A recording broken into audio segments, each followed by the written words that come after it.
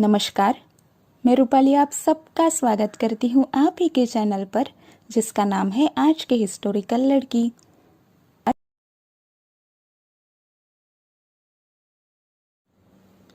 भक्तियुक्त ज्ञान के माध्यम से ही धीरे धीरे वैराग्य प्राप्त होता है। अब वैराग्य इस शब्द का उच्चार करने के बाद ज्यादातर लोगों की नजर में यह सांसारिक व्यवहारिक जीवन को छोड़कर जंगल में जाकर तपस्या करने के लिए बैठ जाना यही आता है।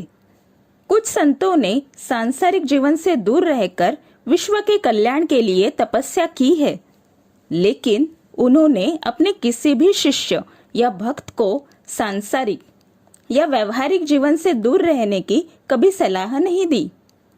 कई संतों ने खुद के वैवाहिक संसार का ध्यान रखकर अपने आध्यात्मिक जीवन में भी सफलता पाई है।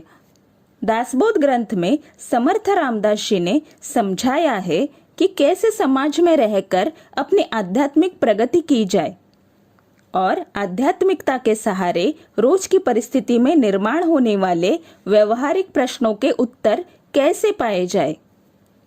रोज के जीवन में वैराग्य की भावना किस प्रकार उपयोगी सिद्ध हो सकती है, यह देखने से पहले अगर अभी तक आपने इस चैनल को सब्सक्राइब नहीं किया होगा तो जल्दी से सब्सक्राइब के बटन पर क्लिक कीजिए, वीडियो दूसरों को शेयर कीजिए और आगे आने वाले सारे वीडियो ऐसे ही देखते रहिए।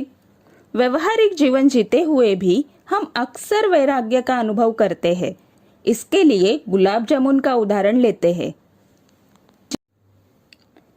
यह कुछ देर के लिए मान लेते हैं कि हमें गुलाब जामुन बहुत पसंद है।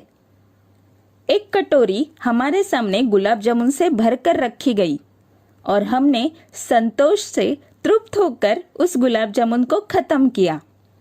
दूसरी बार गुलाब जामुन से भरी कटोरी आने के बाद भी हम खुशी थे।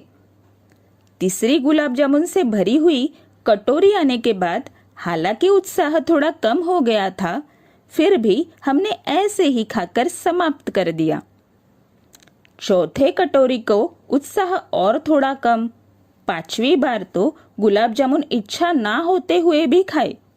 गुलाब जामुन से भरी हुई छठी कटोरी आने के बाद इतने सालों से सबसे पसंदीदा चीज गुलाब जामुन भी अजीब लगने लगते हैं।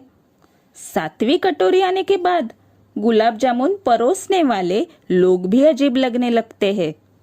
हम किसी वस्तु या चीज को कितना भी पसंद करते हो, फिर भी एक निश्चित सीमा के बाद हम उस वस्तु के बारे में पूर्णता का बोध करते हैं। उसके बाद उस चीज या वस्तु के बारे में हम जो महसूस करते हैं उसी भावना को वैराग्य कहते हैं। लेकिन कभी कभी मन की इच्छा के बावजूद किसी कारणवश कुछ चीजों को नहीं या ना कहना पड़ता है, तब उस भावना को वैराग्य नहीं कहते। मतलब वैराग्य यह मन की एक अवस्था है। वैराग्य यह सिर्फ खाने के या बाह्य चीजों तक सीमित नहीं है। सुख और दुख के क्षण में मन का स्थिर रहना, सुख में ज्यादा उत्तेजित ना होना या दुख में निराशा से समाप्त नहीं होना, यानी हमें अपने जीवन में होने वाले हर चीज को साक्षी भाव से देखना आना चाहिए। अब वास्तव में यह साक्षी भाव का अर्थ क्या है? कोर्ट में अदालत के फैसले से पहले एक आदमी की गवाही ली जाती है, लेकिन गवाही भी ऐसे आदमी से ली जाती है जो अलिप्त हो। दो पक्ष रहते हैं, एक होता है आरोपी और दूसरा आरोप करने वाला, और गवाह देने वाला उस घटना में शामिल नहीं होता, तो वह एक प्रत्यक्षदर्शी या घटना को बाहर से देखने वाला होता है। उसी तरह यह आध्यात्म का साक्षी भाव मतलब अलिप्तता। आने वाले भाग में यह अलिप्तता या साक्षी भाव की रोज के जीवन में आवश्यकता क्या है, यही समझने की हम कोशिश करेंगे। तो मिलते हैं अगले भाग में। तब तक के लिए नमस्कार।